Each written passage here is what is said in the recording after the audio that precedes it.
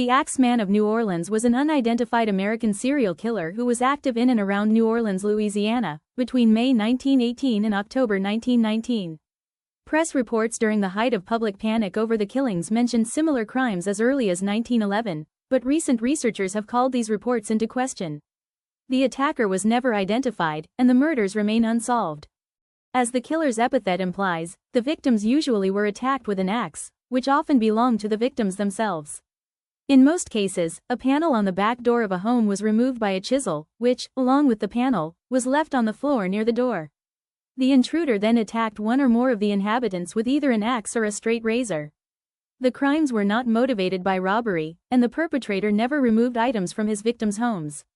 The majority of the Axeman's victims were Italian immigrants or Italian Americans, leading many to believe that the crimes were ethnically motivated. Many media outlets sensationalized this aspect of the crimes, even suggesting mafia involvement despite lack of evidence. Some crime analysts have suggested that the killings were sexually motivated, and that the murderer was perhaps a sexual sadist specifically seeking female victims. Criminologists Colin and Damon Wilson hypothesize that the Axeman killed male victims only when they obstructed his attempts to murder women, supported by cases in which the woman of the household was murdered but not the man. A less plausible theory is that the Axeman committed the murders in an attempt to promote jazz music, suggested by written correspondence attributed to the killer in which he stated that he would spare the lives of those who played jazz in their homes. On March 13, 1919, a letter purporting to be from the Axeman was published in newspapers, saying that he would kill again at 15 minutes past midnight on the night of March 19 but would spare the occupants of any place where a jazz band was playing. That night all of the city's dance halls were filled to capacity, and professional and amateur bands played jazz at parties at hundreds of houses around town. There were no murders that night.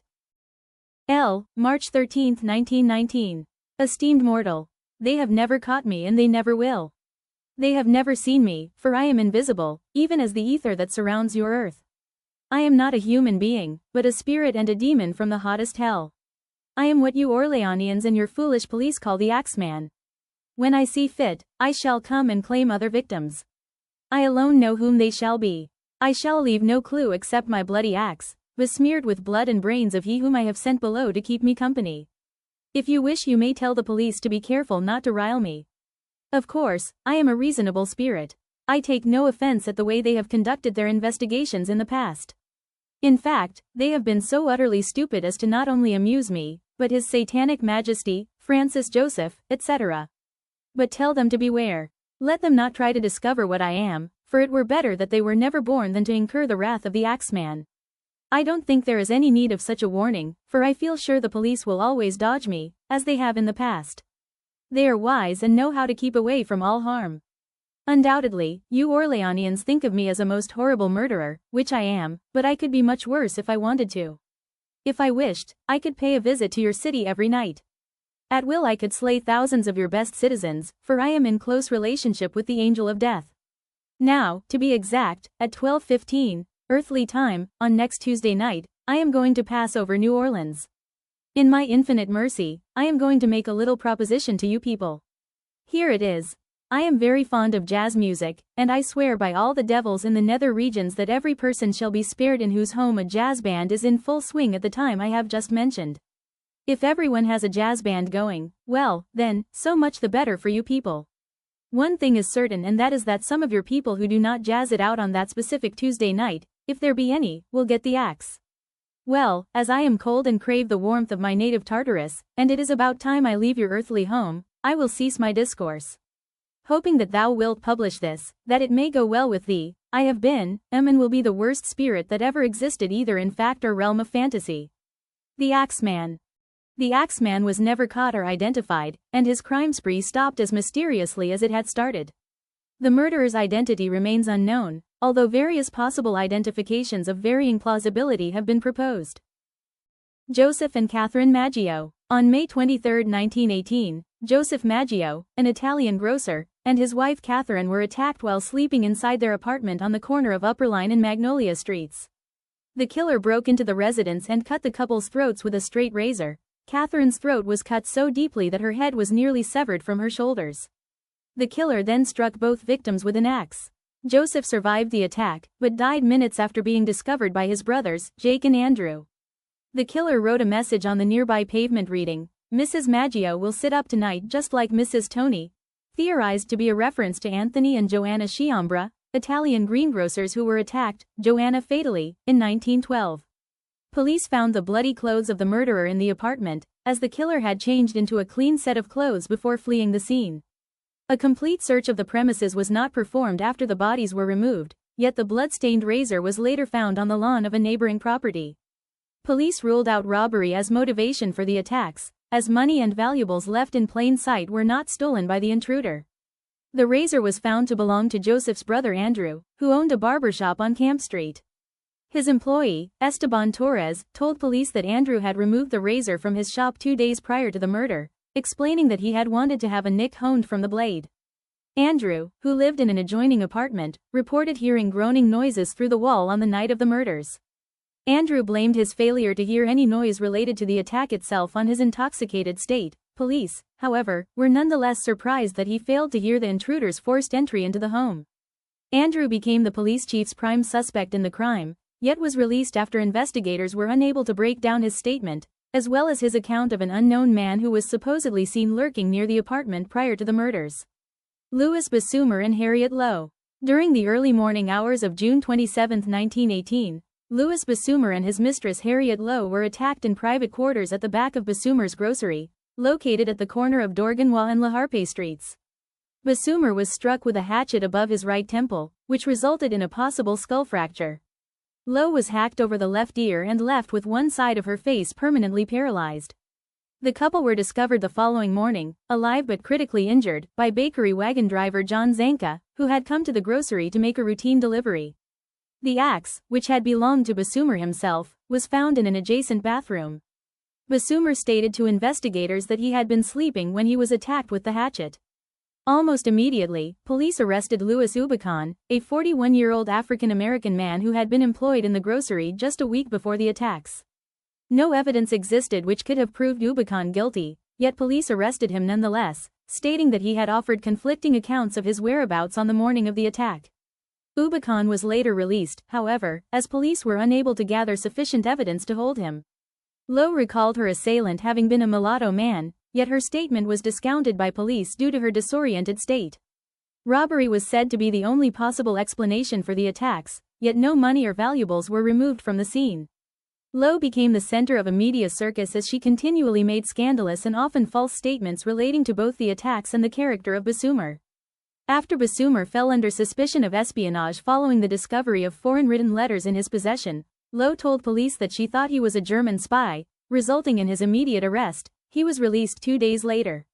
In August 1918, Bassumer was arrested again after Lowe, by then on her deathbed following failed surgery, named him as her assailant.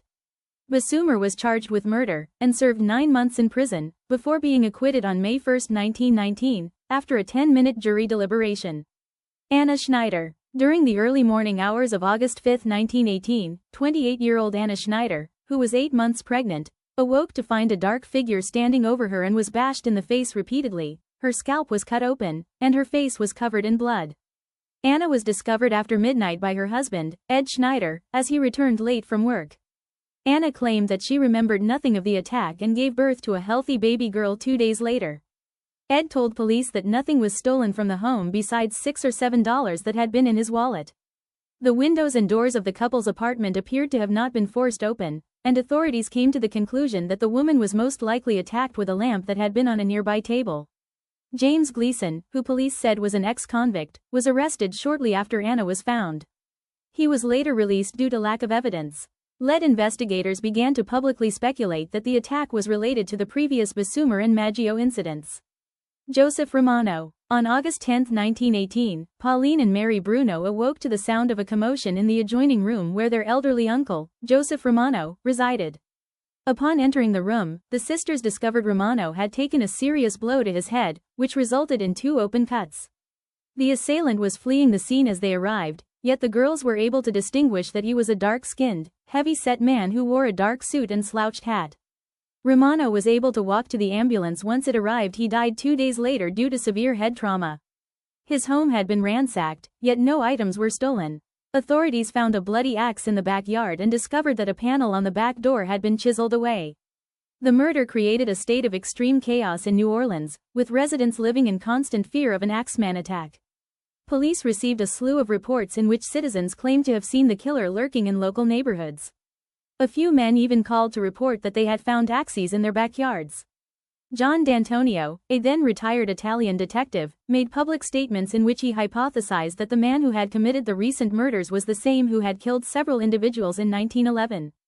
D'Antonio described the potential killer as an individual of dual personalities, who killed without motive. This type of individual, D'Antonio stated, could very likely have been a normal, law-abiding citizen, who was often overcome by an overwhelming desire to kill.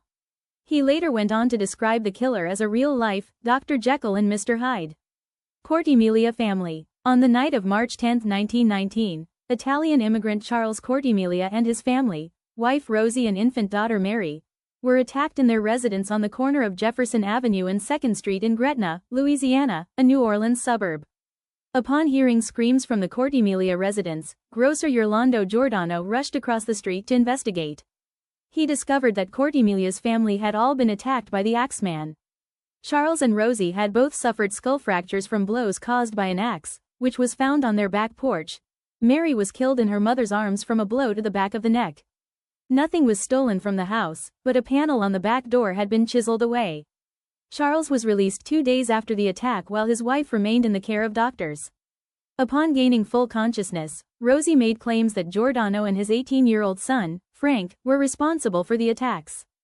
Orlando, a 69-year-old man, was in too poor of health to have done so. Frank, more than 6 feet tall and weighing over 200 pounds, would have been too large to have fit through the panel on the back door. Charles vehemently denied his wife's claims, yet police nonetheless arrested the Giordanos and charged them with the murder. The men would later be found guilty. Frank was sentenced to hang, and his father to life in prison. Charles divorced his wife after the trial. Almost a year later, Rosie admitted that she had falsely accused the Giordanos out of jealousy and spite, resulting in their release. Steve Boca. On August 10, 1919, grocer Steve Boca was attacked as he slept in his bedroom by an axe-wielding intruder. Boca awoke during the night to find a dark figure looming over his bed. Upon regaining consciousness, Boca ran to the street to investigate the intrusion, and found that his head had been cracked open. The grocer ran to the home of his neighbor, Frank Janusa, where he lost consciousness and collapsed. Nothing had been taken from the home yet. Once again, a panel on the back door of the home had been chiseled away. Boca recovered from his injuries but could not remember any details of the attack. This attack took place after the emergence of the infamous Axeman letter. Sarah Lauman. On the night of September 3, 1919, Sarah Lauman was attacked in her apartment. Neighbors came to check on the young woman, who had lived alone, and broke into the home when Lauman did not answer. They discovered the 19-year-old lying unconscious on her bed, suffering from a severe head injury and missing several teeth. The intruder had entered the apartment through an open window and attacked Lauman with a blunt object. A bloody axe was discovered on the front lawn of the building. Lauman recovered from her injuries yet couldn't recall any details from the attack. Mike Pepitone. On the night of October 27, 1919, the wife of Mike Pepitone was awakened by a noise and arrived at the door of her husband's bedroom just as a large, axe-wielding man was fleeing the scene. Pepitone had been struck in the head and was covered in his own blood. Blood spatter covered the majority of the room, including a painting of the Virgin Mary. Pepitone's wife, the mother of 6 children, was unable to describe any characteristics of the killer other than large. The Pepitone murder was the last of the alleged Axeman attacks. According to scholar Richard Warner, the chief suspect in the crimes was Frank Doc Mumphrey, 1875 to 1921, who used the alias Leon Joseph Monfort Manfrey. Mumphrey's Garden District jazz business, previously struggling, was noted by many in the community as seeming to do unusually good business once the city was compelled by threat of violence to hire jazz bands and play jazz records.